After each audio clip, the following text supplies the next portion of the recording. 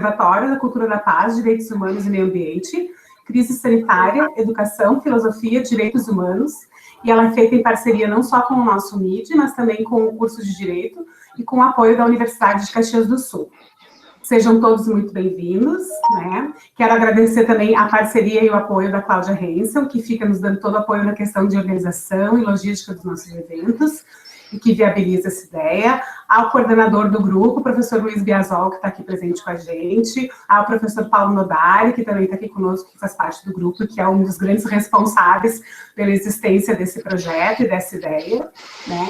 E agradecer a todo mundo, então, os nossos palestrantes, que a gente tem aqui gente da casa e de fora da casa, e a todos vocês que estão aqui conosco hoje, nesse horário, para participar desse evento. Então, né, o nome da nossa palestra de hoje é Sociedade de Consumo, Crescimento ou Decrescimento. Como que vai funcionar?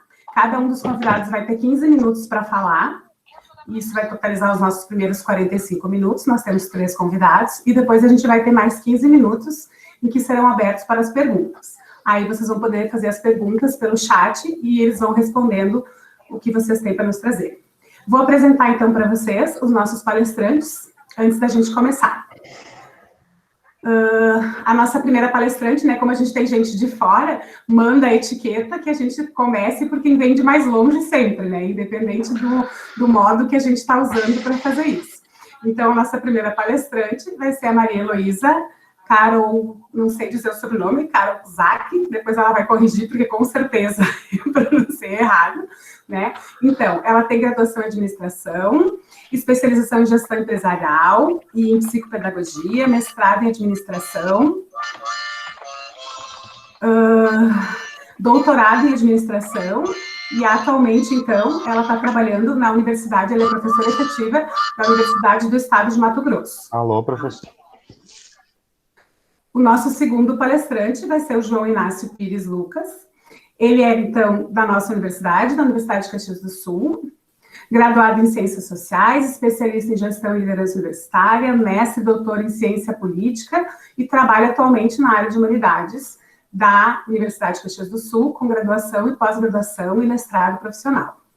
E a nossa terceira convidada vai ser a professora Cleide Calgaro, que tem pós-doutorado em Filosofia e em Direito, pela PUC, que é doutora em Ciências Sociais, doutora em Filosofia, doutoranda em Direito, e que é professora do Departamento de Direito da Universidade de Caxias do Sul e trabalha também com a graduação e com o pós-graduação. Então, para vocês conhecerem um pouco, né, quem são as pessoas que a gente vai ouvir a partir de agora. Acho que de informações é isso. Depois, no final, então, né, como vocês já devem estar sabendo, já que vocês receberam a comunicação da live, isso que está acontecendo hoje é a primeira, não é a primeira, é a segunda, aliás, dessas ações que a gente está fazendo, e vai ter um conjunto de várias palestras que acontecem sempre na segunda-feira, nesse horário. Então, a próxima, eu vou fazer o convite para vocês no final, e a gente vai, então, conversando, e vamos ouvir o que os nossos palestrantes têm para nos dizer. Então, seja bem-vinda, Maria Heloísa, por gentileza, e podemos começar.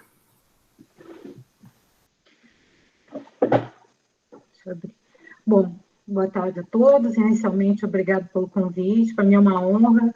E, assim, eu vou tentar contribuir aí com alguma coisa, mas realmente estou no meio de pessoas muito fera, né? E talvez a minha parte um pouco mais pragmática, o meu discurso é um pouco mais voltado realmente para a área da administração. Mas, enfim, como eu tenho conversado sobre essa situação em outras lives, de como que a gente faria essa transição desse novo normal, né? Então, eu vou pedir licença a todos que eu vou passar um PowerPoint aqui para que a gente possa acompanhar minimamente aqui, de forma bastante sucinta, o que eu estou trazendo para vocês, para que a gente possa conversar. E depois, evidentemente, assim, eu quero aprender muito, porque eu estou vendo que vocês estão, assim, super afiados aí, pelo que eu soube, né? Bom, vamos lá. Deixa eu entrar aqui.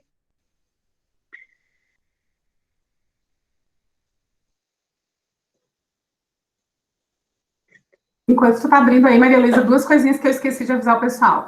Gente, enquanto alguém estiver falando, por gentileza, todo mundo deixa os microfones desligados, para que não fique dando microfonia e fazendo ruído e eco na fala dos outros. E a questão das presenças também, tá? Eu vou estar, então, registrando as presenças pela participação de vocês aqui, então, qualquer coisa, se alguém tiver que sair antes ou alguma coisa, me dê um aviso pelo chat para poder colocar. E para os palestrantes, né, se por um acaso vocês estiverem estourando o tempo, eu dou um aviso pelo chat para vocês poderem saber, porque a gente se empolga. Eu fiz a palestra semana passada, a gente se empolga e acaba se distraindo no tempo. Então, agora sim, pode começar, Maria Luísa, fica à vontade. Só está aparecendo aí? Não, é porque eu já abri aqui, por algum motivo que eu desconheço, não? Ainda não, tu botou para apresentar aí? Botei para apresentar aqui, peraí, vou botar novamente, então. A gente não tá vendo ainda.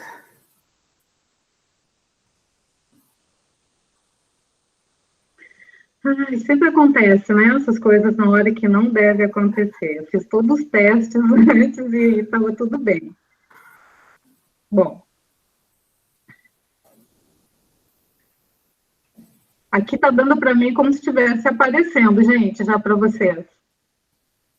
Não aparece para nós.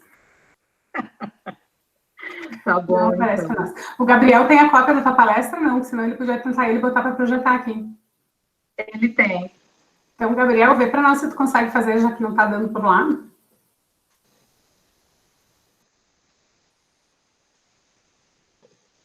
Agora foi. Tá indo. Tá aparecendo? Peraí. Tá, agora sumiu de novo. Tá, deixa eu ver. Não. Não aparece.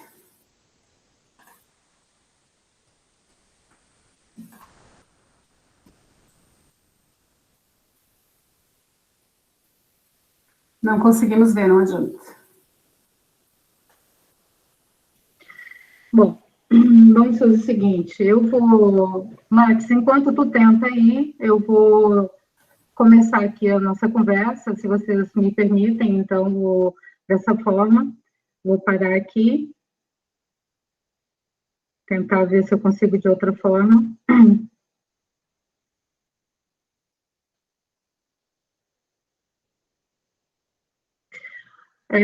Eu começo perguntando, a seguinte, eu faço a primeira provocação minha, o que você faria, né? E nessa condição em que eu pergunto o que você faria, eu estou provocando vocês no sentido de que como que nós vamos estar tratando das questões depois da pandemia, se houver esse momento, né? E as minhas provocações iniciais são tratando de... Pode passar a próxima, Max. Um contexto, né? Esse contexto que todos nós já estamos sabendo do que se trata, a economia em desenvolvimento ou retardatária, porque antes da pandemia, nós tínhamos uma ideia de que a economia nacional era em desenvolvimento, mas o conceito nos dá conta que talvez nós não estejamos ainda nesse patamar de desenvolvimento, e sim retardatária. Max, saiu aqui de novo. Bom, então, e vou falar sobre renda, né, renda básica, e vou estar falando também sobre consumo racional, sobre emprego, empregabilidade, sobre gratuidade, sobre ética e sobre rapidez. Bom, esse contexto que estamos comentando, né, se vocês tiverem dúvidas, já vão anotando ali no chat, que aí depois a gente vai respondendo, na medida do possível. Nós aí estamos em segundo lugar, do ponto de vista mundial, né, de casos do coronavírus, isso nesses dados que eu tirei do dia 19, ok? Então, já tem outro número, né, quando eu fiz essas lâminas. Esse contexto em que economias em forte queda, né, nós vemos ali economias desenvolvidas e as emergentes, todas elas estão em forte queda, nós vamos ter algumas situações, elas podem, muito focalizadas na área de tecnologia, pode ser que esteja tendo aí um avanço, mas, no geral, as economias estão em queda, e, então, por conta disso, acaba acontecendo um colapso de confiança. Esse colapso de confiança faz com que as pessoas, então, elas fiquem inseguras, né, quanto ao que elas vão estar fazendo no ponto de vista de consumo daqui para frente. A renda, essa renda da qual, do ponto de vista da economia, né, clássica, nada mais é que a remuneração dos fatores de produção, né, o salário e, na verdade, lá as outras entradas que nós temos, como talvez aí juros, lucros dentro de uma condição e aluguéis, etc. Então, isso do ponto de vista de renda, do ponto de vista do conceito clássico. E a renda básica, essa que agora nós estamos tendo um contato maior, toda a população vem buscar essa renda que é paga por uma comunidade política. O conceito desse autor diz que é uma comunidade política, eu digo para vocês que ela pode ser outro tipo de comunidade, colaborativa, cooperativa, enfim, e em que todos os membros são pagos individualmente, independente da situação financeira ou de uma exigência de trabalho. Então, vocês vejam que esse é o contexto. Nós temos uma economia em queda, confiança também em queda, onde as pessoas não confiam, então elas vão retraindo suas ações relacionadas a esse consumo ou qualquer outro tipo de investimento, caso tenham, que não é o caso da renda básica. Essa renda básica, ela é necessária para a economia, para que gire localmente os negócios, mas, enfim, as pessoas estão priorizando algumas coisas e nós vamos ver isso na sequência. Depois, na próxima lâmina, não sei se vocês estão vendo aí, eu mostro para vocês que as rendas, elas vão estar, nesse momento, elas têm esse movimento, né, de decadência, elas vêm caindo. E nós temos ali, só para demonstrar, uma curva ascendente, né, exponencial, e ali nós vamos ter, no último gráfico, à direita, nós vamos ter uma curva linear versus uma exponencial. Mas vocês vejam que lá na pontinha dela, tem ali uma setinha que liga as duas, que é ali uma disrupção entre uma condição e outra. E aí eu coloco para vocês a condição de que as curvas todas, elas podem ter outliers ou não, os pontos que são fora da curva. Por quê, pessoal? Porque quando nós estamos aí prevendo o nosso consumo e planejando o que vamos fazer com a nossa renda básica ou não, nós vamos estar incluindo no nosso cálculo, na nossa análise, na nossa lógica de raciocínio, algumas condições que talvez não tenha condições de que a gente possa analisar dessa forma, como os outliers. Quando eu faço um planejamento, ele é através de dados lineares históricos, correto? Então, dados lineares que passaram, agora eu posso colocá-los numa reta e fazer um planejamento de futuro. Quando eu tenho as condições de pontos fora das curvas, ou seja, aquelas rendas que eu vou agregar à minha renda total, ou seja, agora eu comecei a fazer pão, eu comecei a fazer tradução, eu comecei a fazer uma série de trabalhos que não são, enfim, que todo mundo está tentando alguma coisa informalmente, e isso não pode compor, não vai compor a nossa renda do ponto de vista desse planejamento, porque ela não é linear, ela não é histórica, ela vai acontecer ou não. Como eu já tenho agora a condição de entender que eu não consigo colocar essas rendas da venda do meu pão, da venda de roupa, de máscara, muita gente fazendo, enfim, muita coisa nesse sentido, o que vai acontecer? Eu vou contar o quê? Com a renda do meu salário, que pode ter reduzido, ou com a minha renda dessas atividades que são esporádicas, eu não posso contar com elas. Como que eu vou fazer, então, o meu planejamento de consumo daqui para frente?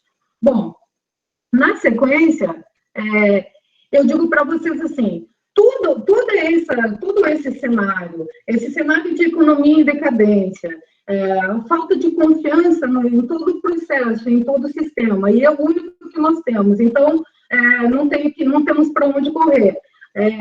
Essa condição das atividades que são esporádicas, né, que não são aquelas que nós estamos acostumados a fazer.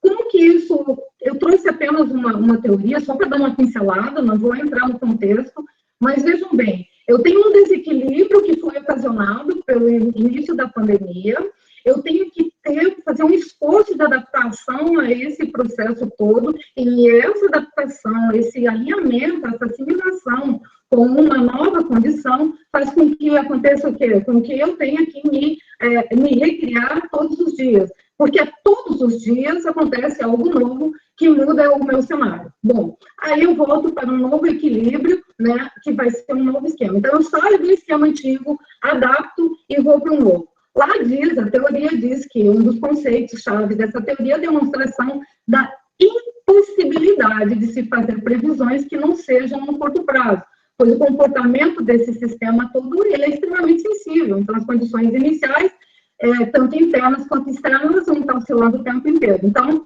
a maioria dos fenômenos que a gente observa na natureza e no comportamento humano tem, de um lado, características de ordem de estabilidade, de outro, de desordem e irregularidade. Então, as mudanças abruptas de clima, reações bioquímicas complexas, enfim, tudo isso, taxas de câmbio, irregularidades de preço e tantas outras condições que poderiam ilustrar a teoria do caos. E é dentro do caos, e é dentro desse momento que nós vivemos, foi o que eu encontrei de teoria mais próximo, assim, dessa condição social que nós estamos passando, todos juntos, é que nós temos o nosso grande desafio. E aí, isso aqui vem aqui do consumo racional, do emprego, empregabilidade, gratuidade, ética e rapidez. Gente, se eu estiver muito rápida, que eu peguei o ar e fui, né? Mas, enfim, estou um pouco ansiosa. Bom, consumo racional. A partir desse momento, pessoal, veja bem, por que eu digo consumo racional? Antes, eu podia dizer que eu tinha um consumo racional, porque eu dizia assim, olha, eu vou comprar de acordo com o meu planejamento. Agora, como algumas variáveis, alguns elementos do meu planejamento já não são mais constantes, haja visto que no meu emprego eu tive uma redução salarial, né, de X%, e que eu tenho não posso mais comprar determinadas coisas, né? Eu começo agora a optar.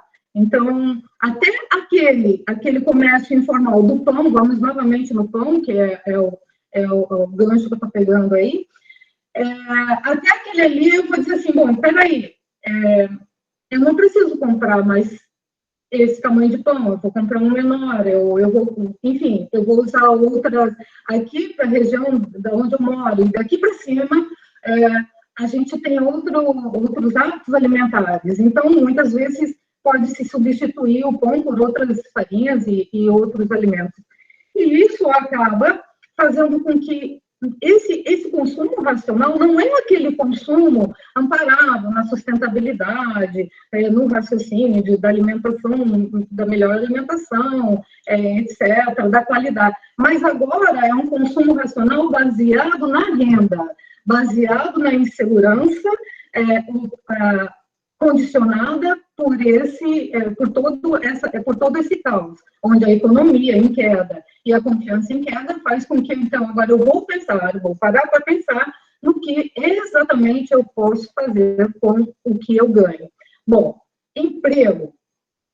A grande maioria dos brasileiros atualmente estão tendo uma dificuldade. Aqui, os meus alunos, né, do curso de administração, muitos estão desempregados, e a gente vê que eles estão tentando aí criar condições de novas funções, onde eu vou falar já da ética, mas antes de dizer da ética, eu falo da empregabilidade, onde, pessoal, agora eu me adapto, né? Lá tem um caos, vou passar por um processo de adaptação. Esse processo de adaptação, onde eu tenho redução de renda, onde eu aceito determinadas situações de trabalho, que até então não era. Lembrem vocês, senhores, que desde lá, da época da Revolução Industrial, então vamos lá com Taylor e tal, etc., no estudo dos movimentos, ok? Movimentos lá para que se definisse a quantidade de horas para fazer determinadas ações no trabalho, no processo. Hoje em dia, já vinha, antes disso, já vinha se discutindo a condição dessa relação de emprego. Lembrem-se, já existe essa discussão, já existia, já havia começado toda uma mudança, por conta de que aqueles estudos históricos lá, conceituais, eles foram, naquele momento, válidos, usamos até bem pouco tempo, mas que agora, em função de toda a tecnologia, inteligência artificial, etc., muitas daquelas condições já não se justificam mais no processo organizacional. Assim sendo, a empregabilidade, ela se adapta, e o indivíduo que antes precisava de 8 horas para fazer determinada ação, isso eram as 8 horas do seu cargo, hoje em dia ele precisa de menos horas, e aí ele consegue fazer outras condições, pegar outras funções para tentar manter o emprego ou tentar se adaptar cada vez mais às novas regras do jogo para manter a sua empregabilidade, ok? Bom, se isso está bom, se isso não está bom, eu não vou entrar no mérito, seguir a outra discussão. Interessante também, podemos até fazer. Mas agora eu vou falar da gratuidade. Pessoal, a gratuidade é algo que está aí. Eu não posso mais cobrar por determinadas coisas que todas as pessoas têm acesso. Veja bem, eu quero aprender a fazer pão. Como que eu vou pagar para um curso de fazer pão se eu tenho os tutoriais gratuitos na internet para isso, ok? Então, quando nós estamos, Heloísa, o que eu faço? Eu tenho muitas ações que eu já faço de cursos e etc., de consultoria, sim, por que não? Todas gratuitas, não só por eu ser uma funcionária pública, mas porque está aí, está na mão de todo mundo, tá? Acessível a todos, não justifica mais a cobrança. Então, é aquela questão que o Jardim bem diz, você pode ganhar dinheiro sem ser mal. Ok, o ser mal, nesse sentido, é essa coisa de tirar vantagem. E eu entro, então, na questão ética. Agora, mais do que nunca, né? Nós temos aí uma condição de que, será que, pessoal, preciso fazer isso? Preciso fazer aquilo para estar numa relação de trabalho? Não sei. Rapidez. A rapidez vai ter... pessoal, hoje a gente dorme com uma condição estabelecida e concreta na nossa mente. Nós temos um raciocínio que está fechado. Olha, o número é esse, o planejamento é esse. Amanhã eu me acordo, eu tenho que refazer. Então, o que isso quer dizer para nós? É que não tem como a gente pegar e dizer assim, ó, pronto, já sei, já deu. Não, já sei e vou continuar tendo que saber mais, porque a cada momento as coisas vão mudar, nós vamos nos adaptar, a condição de flexibilidade é importantíssima, de humildade, né, de saber que precisamos estar nos adaptando constantemente, e aí, mais do que nunca, a gente tem que definir essa relação de consumo. Qual que é essa relação? Eu sou parceiro do meu fornecedor, gente. Eu sou amiga dele, ele precisa de mim para sobreviver. Eu me sinto motivada em dizer para ele como que eu quero o produto. Eu já não quero mais o produto assim, ele precisa de mim. Então, ao mesmo tempo que eu estou dando condição dele sobreviver, eu estou sendo motivada e estou trabalhando dentro da minha condição real, da renda que eu tenho atualmente. A relação entre essa renda e a necessidade nada mais é do que você fazer essas adaptações constantemente. E não é que a gente vai, na verdade, a criatividade está aí para que a gente mude os processos da nossa casa, do consumo de água, de consumo de alimentos, de consumo de produtos de higiene, enfim, tantos outros. A gente sabe muito bem como fazer as coisas. Muitas vezes, tendemos ao comodismo e, por isso, muitas vezes não reagimos dessa forma. Algumas relações de trabalho serão, sim, gratuitas e não tem como mais a gente voltar atrás nessa relação. E, assim, a necessidade de informação, então, ultrapassa todas as fronteiras possíveis que a gente possa imaginar. Só um pouquinho. Isso significa, como eu disse a vocês, que todos os livros que a gente revisita, né, e que a gente lê, tudo que a gente vê na internet, lives e outras coisas mais, tudo isso a gente vai ter que peneirar e ter a capacidade de síntese para absorver e transformar.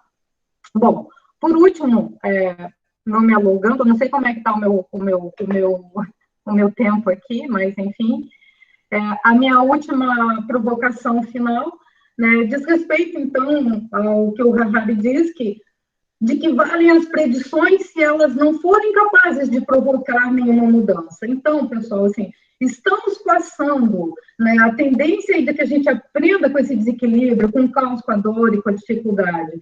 A tendência é essa, mas se tudo isso que está acontecendo não promover essa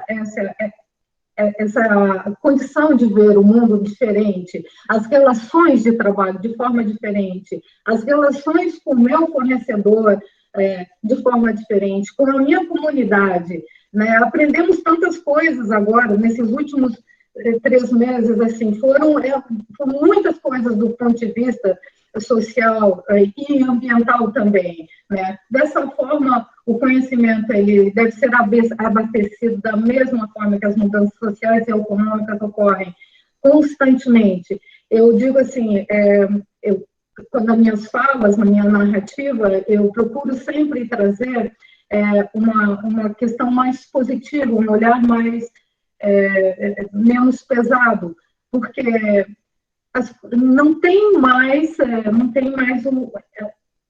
volta, né? Vai ser esse novo normal que nós estamos aí conversando todos os tempos, mas o que me causa alguma estranheza é que muitas pessoas me dizem assim, não, eu estou esperando voltar a ser como era antes. Não vai ser. Então, pessoal, assim, eu me coloco à disposição, eu não sei aí o meu tempo como está. Já encerrou. Mas, assim, era o que eu trouxe, assim, de forma bem sucinta, em virtude do tempo muito pequeno, né? Mais uma vez eu agradeço, peço desculpas se não era por aí a discussão, mas, enfim, sou bem pragmática, como todo o pessoal da área da administração e da economia, enfim, estou à disposição para os questionamentos que vocês apontarem. Obrigada, pessoal, muito obrigada.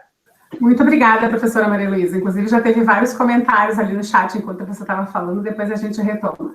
Então, professor João Inácio, né, agora você, já que vamos seguir a mesma linha, né, a Cleide é do nosso grupo e você é o convidado de fora do grupo, então vamos para a sua vez. Fique à vontade.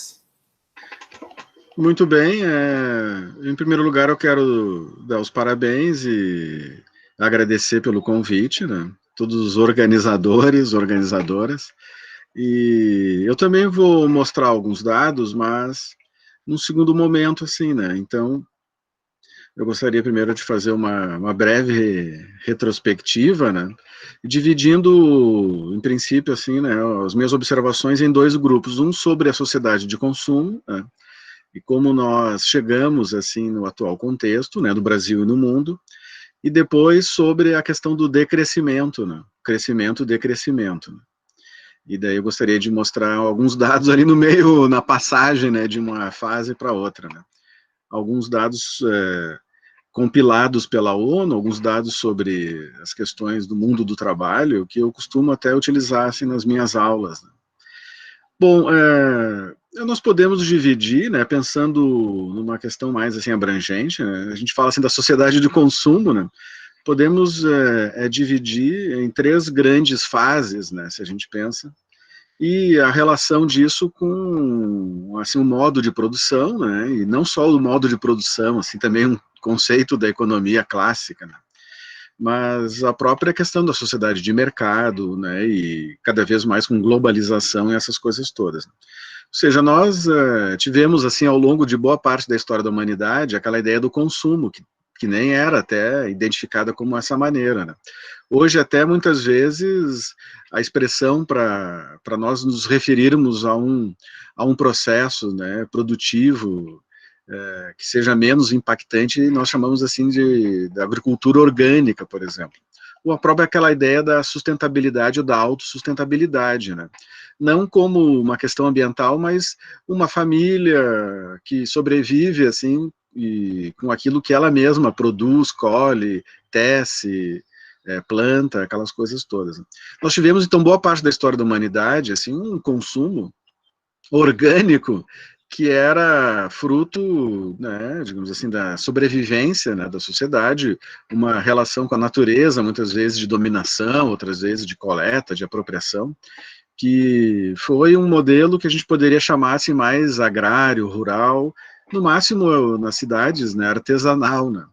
E só que digamos assim, a inauguração da modernidade nos jogou num outro patamar, né, com esses amplos fenômenos, né, da urbanização, da industrialização, que foi passarmos da sociedade do consumo para a sociedade do consumismo, né, no sentido de que o consumo ele transcendeu assim essa relação orgânica das pessoas terem que se proteger do frio, do calor, se alimentarem, né, e outras questões também afetivas, culturais, religiosas, que sempre gerou algum tipo de coleta, né, algum tipo de degradação.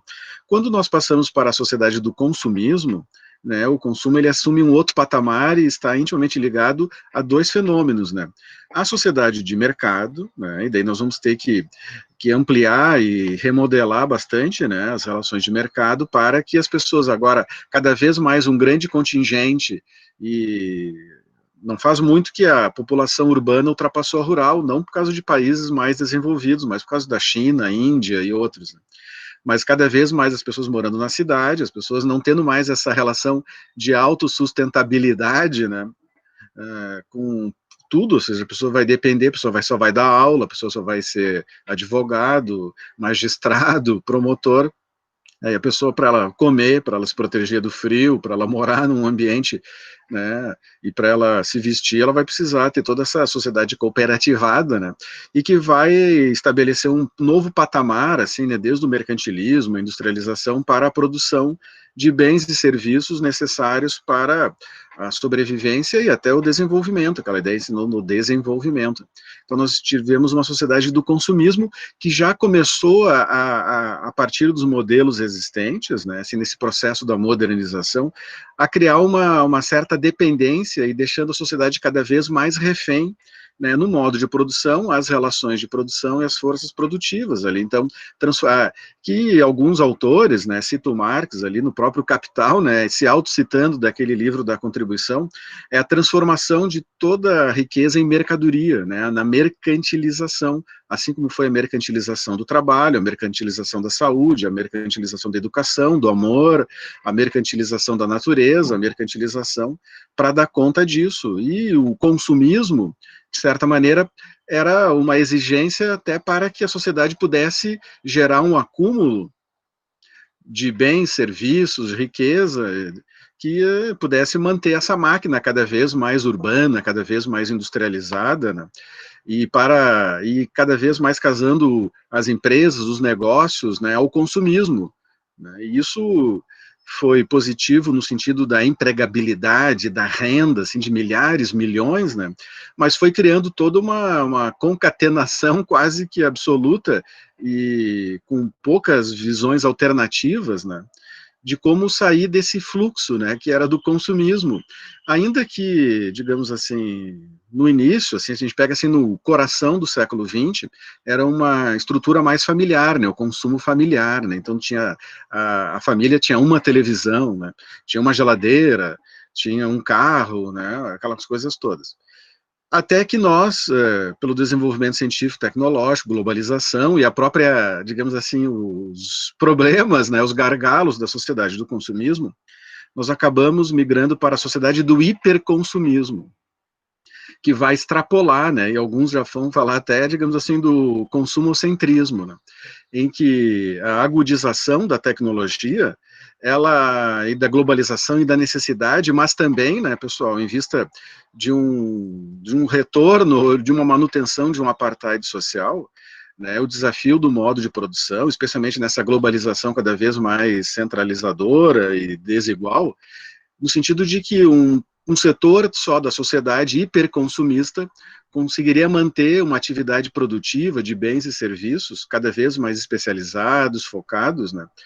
E isso gerando, então, aquelas noções da obsolescência programada ou imaginada, né, assim, e cada vez mais o desenvolvimento tecnológico, não no sentido de criar bens duráveis, mas sim bens que se tornassem obsoletos rápidos para que tivesse toda essa máquina, que precisaria mexer, essa máquina urbana, industrial, e muitas vezes já quase pós-industrial, né, ao mesmo tempo que nós teríamos milhões de pessoas à margem disso, né?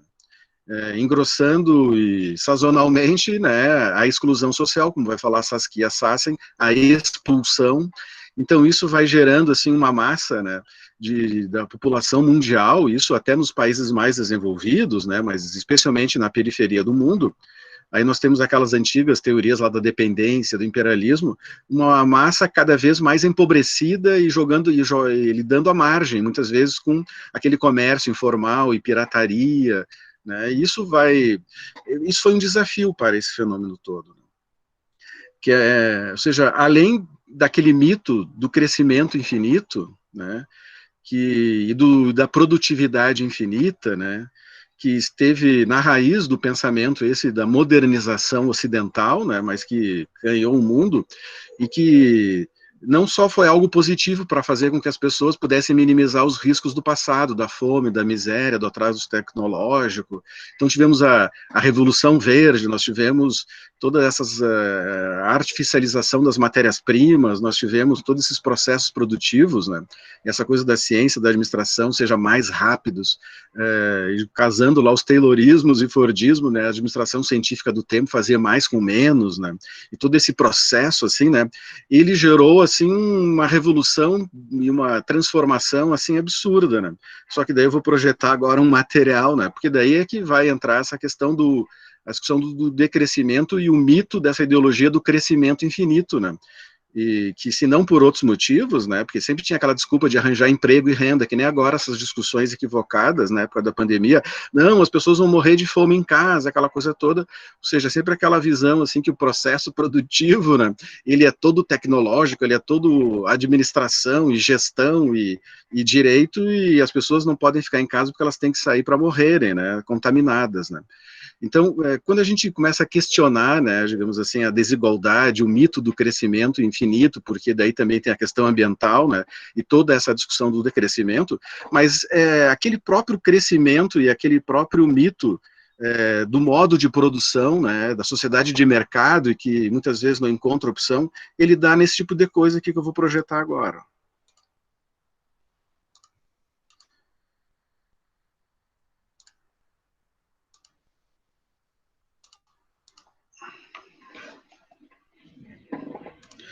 Nós temos, né, no relatório de desenvolvimento da ONU de 2015, que foi voltado para as questões do mundo do trabalho, das transformações, né, foi justamente para fazer um balanço dessas transformações, né, e revolução tecnológica, revolução digital, ocupações, empregos que vão desaparecer, ocupações, empregos que vão surgir, aquela coisa toda, e a própria questão da globalização, né, e o mundo do trabalho, o trabalho externalizado, mas lá pelas tantas, no próprio relatório, aparecem informações como essa, ou seja, essa ideia do crescimento, do mito da produtividade, né, e ele é bonito, interessante, gerou essa sociedade hoje em dia, né, que tem muitas vezes assim um acúmulo de bens e serviços e tem que estar sempre se renovando, né, por isso a ideia do hiperconsumismo, né. Vejam só os ganhos de produtividade, aquela linha amarela ali, né, pessoal, tem 2 países, mas isso não é muito diferente pelo mundo, né, temos ali os Estados Unidos e a Holanda, né. Vejam naquela linha amarela, os ganhos de produtividade desde os anos 50 até primeira década do século XX. Nossa, isso cresceu absurdamente, né? Mas vejam ali em azul a remuneração e o dos salários. Vejam, até mais ou menos os anos 80, 70, eles vinham juntos.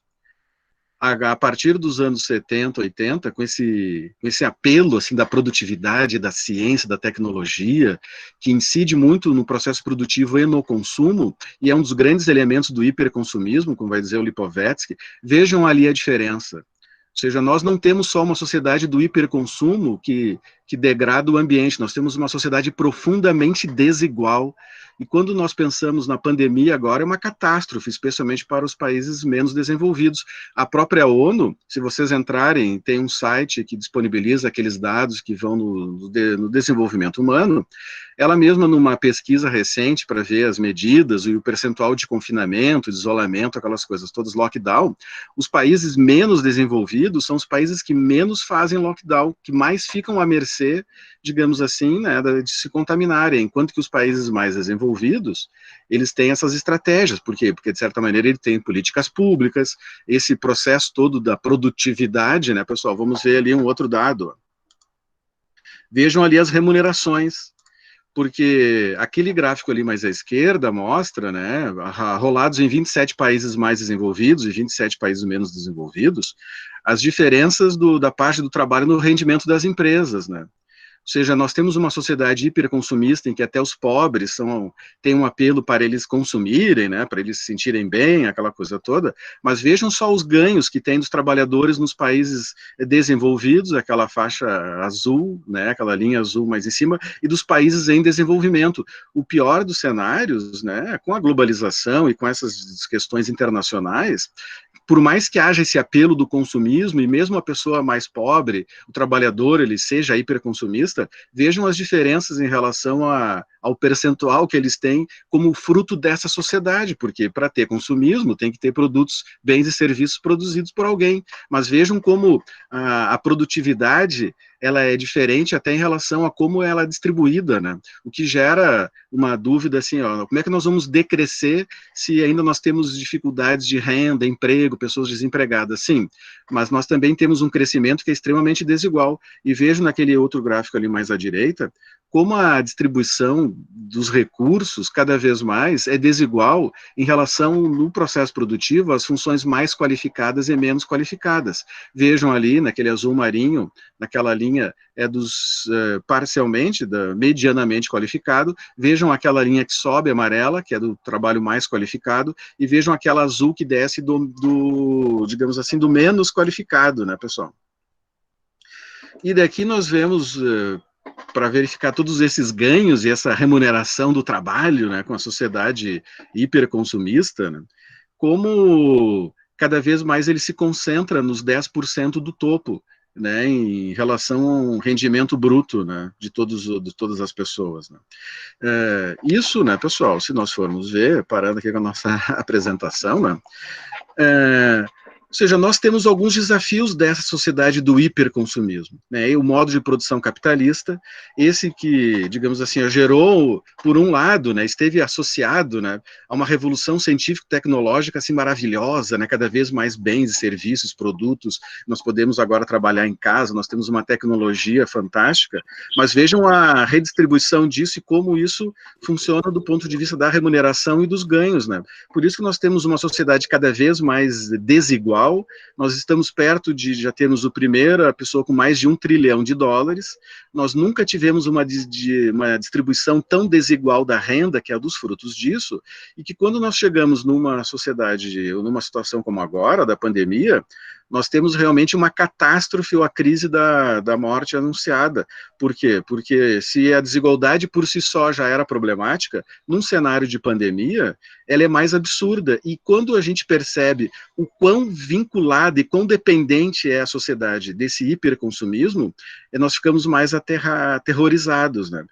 Primeiro, as soluções econômicas, cada vez mais desse hiperconsumismo, né, pouco investimento na economia colaborativa, em opções alternativas de produção e de desenvolvimento, né, não só da questão da sustentabilidade, mas de emprego e renda, são iniciativas muito pontuais, né, mas impressionante esses governos ultraliberais, né, de hoje em dia, eles cada vez investem menos nisso, né, e se nós formos ver, além de tudo isso, ainda teríamos a discussão do decrescimento, ou seja, nós podemos continuar naquela ideologia infinita, daquele crescimento infinito, que além de gerar toda uma sociedade hiperconsumista, ou consumo centrista, que está muito e fortemente associada à depressão, ao estresse, está fortemente associado a, de repente, a canalização disso, né, e a degradação, especialmente como lidar com todos esses resíduos sólidos e todas essas questões, né.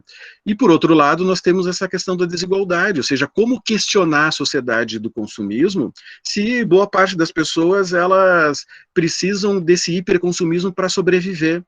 E o caso do Brasil, até, ele é sempre muito exemplar, porque nós sempre tivemos uma grande parcela da economia informal, economia que conseguia amortecer até assim, o nosso salário baixo, a nossa remuneração baixa, como aparece naquele gráfico.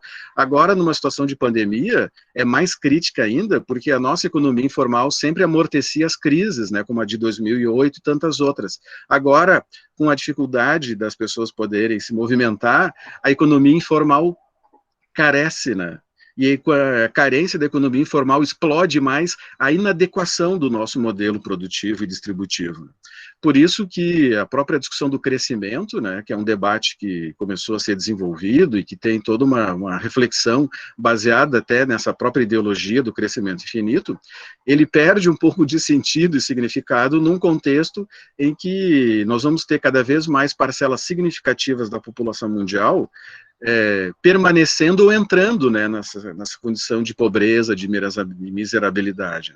E com cada vez mais essas visões ideológicas, né, que são voltadas para, digamos assim, a manutenção dessa sociedade hiperconcentrada, né, como a gente vê a rapidez com que são redistribuídos recursos para bancos e seguradoras, como a gente viu na crise de 2008, está vendo agora, e a dificuldade que é para ter esses programas de transferência de renda, né, que possam não só manter as pessoas com uma certa dignidade, mas também, até de alguma maneira, segurar um pouco a crise econômica, né, pelas questões ideológicas, que daí entram naquela questão toda do preconceito das pessoas de transferirem renda e aquelas situações todas. Não tem esse preconceito para o banco, tem um preconceito, sim, para as pessoas mais carentes, né.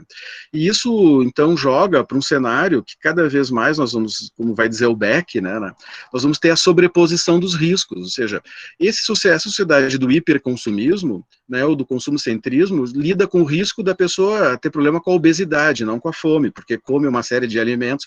O problema da pessoa ser intoxicada, muitas vezes, pelos materiais sintéticos, né. E aqui na época da Copa do Mundo, né, uma ONG fez uma avaliação daquelas materiais esportivos e vendo assim, uma criança brasileira pobre vai jogar no campinho ali na várzea, é capaz de pisar num prego e pode pegar tétano. Aí o jovem vai lá e compra uma chuteira, essas mais modernas, e quando vem intoxicado porque ela libera, né, toxinas no organismo da pessoa, né? Ou seja, nós temos a sobreposição dos riscos, aqueles riscos do atraso, que ainda ficaram à margem da própria sociedade do hiperconsumismo, e aqueles riscos do hiperconsumismo, né, as pessoas terem problemas com a obesidade, as pessoas gerarem uma degradação, né, e uma dificuldade dos problemas, assim, da reciclagem, como lidar com os resíduos sólidos, né, a todas aquelas questões das emissões de carbono e por aí vai, né, e em meio a tudo isso, né, se nós formos ver, assim, os grandes desafios sociais, né, que trazem, especialmente para o direito, é como lidar, assim, com essa dualidade que temos, né, assim, os riscos demais tecnológicos, os riscos invisíveis, os riscos do hiperconsumismo, por um lado, e os riscos do atraso, do subdesenvolvimento, da miséria, da fome, né. Eu colocaria essas questões, assim, Simone. Nem vi meu horário ali. Câmbio. Muito obrigada, professor. Estava muito interessante, eu já tinha dito ali, mas faz parte. Então, vamos passar para a professora Cleide, que ainda tem mais uma fala conosco hoje. Fique à vontade, Cleide. Então, boa tarde a todos, muito obrigada. Queria fazer um agradecimento ao convite por poder estar aqui falando com vocês e parabenizar os demais palestrantes, professora Maria Luísa e professor João, pelas suas brilhantes exposições, que efetivamente eu acho que só se contemplaram e se completaram. Então, até o professor João Inácio fala da questão do consumo-centrismo. Eu adoto a teoria do consumo-centrismo, até essa é uma criação nossa, minha e do professor Agostinho, que também era professor do PPG em Direito, e nós partimos de uma visão do consumo-centrismo. Então, o que é o consumo-centrismo? Na verdade, o consumo é o centro da sociedade. Não é mais o consumidor, mas sim o próprio consumo, ele é o centro da estrutura social. Então, a gente vai ver que surge um novo consumidor, e esse consumidor gerado pela sociedade consumo-centrista, ele detém dentro do seu foco o consumo como perfectibilizador, eu diria assim essa palavra, do seu próprio ser. Então, antes o consumidor, ele estava voltado para um aspecto. Hoje o consumidor, ele satisfaz as suas necessidades através do consumo. Então, muitas vezes, ele já não é consciente mais dos problemas socioambientais que existem, até como bem o professor João Inácio coloca. Em 2009, nós tínhamos 3,4 bilhões de pessoas na linha de pobreza e que não tinham possibilidades de satisfazer as suas necessidades básicas. Em virtude da pandemia, a gente vai ver que esse número provavelmente vai aumentar.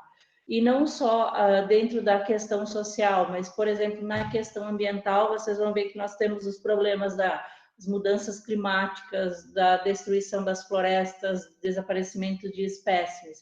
Então, a sociedade consumo-centrista, quando o consumo está como centro dela, ele enfatiza o quê? O consumo. E o consumidor esquece de observar os problemas ao seu entorno.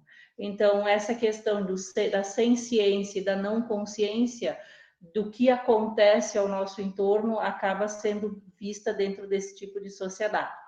Mas eu não vou me ater muito, até pela própria questão do tempo, e já que os colegas colocaram muito esses aspectos, eu vou partir direto para a teoria do decrescimento. Tem um sociólogo ambientalista mexicano, Henrique Leff, que ele trabalha muito com o aspecto de que deve haver uma nova mudança de racionalidade dentro da estrutura social. Essa racionalidade econômica que se tem, ela está gerando caos, e até muito bem colocado pelos dois colegas. Então, é necessário uma nova conscientização. Dentro do conceito econômico de decrescimento, a gente tem o economista romeno, na década de 70, Nicolas Georgescu Guggen, que ele trabalhava com a chamada bioeconomia. Então, ele buscava uma ideia de sobrevivência do planeta e trabalhava muito a relação da lei da entropia com os processos econômicos vigentes. Então, se buscava uma ideia de um desenvolvimento que fosse feito de forma sustentável, aonde a noção de criar uma economia que ficasse num estado estacionário seria uma possibilidade. Tá? Então, aqui se buscava uma economia que não perturbasse os ecossistemas e, quando ela excedesse a capacidade natural dos ecossistemas, ela fosse travada. Então, aqui era a ideia do Guggen de administrar a economia com a busca de não acumular mais capital e lucro. Depois veio Latouche, que trabalhou também com o sistema capitalista, então ele busca uma sociedade onde o lucro e a economia sejam estacionários também, porque até ele coloca muito a ideia de que a economia, ela objetiva o crescimento pelo próprio crescimento, e ela não se preocupa com as consequências que isso vai trazer. Claro que hoje a gente tem decrescentistas mais modernos, como Jean-Claude Girard, que é um francês, e também o Paul Ayres, que trabalham em 2015 com essa ideia de decrescimento como uma mudança civilizatória. A ideia do decrescimento é uma palavra que soa estranha para vocês, provavelmente, porque a gente pensa decrescer é voltar atrás, é não usar a tecnologia, é eu não poder fazer a cronometragem do meu tempo aqui, porque eu não vou mais poder usar celular. Não, a ideia não é essa. A ideia é o quê? A ideia é, nós já temos um desenvolvimento, nós já temos um crescimento, então é estacionar, é parar de destruir os ciclos vitais da natureza e se preocupar com as populações dentro desses aspectos de desigualdade social. Eu trouxe para vocês a estrutura do decrescimento, mas eu gosto muito da estrutura do constitucionalismo latino-americano e do movimento convivialista que aconteceu em 2011, encabeçado por Alain Cayet, Serge Latouche e o Patrick Vivert.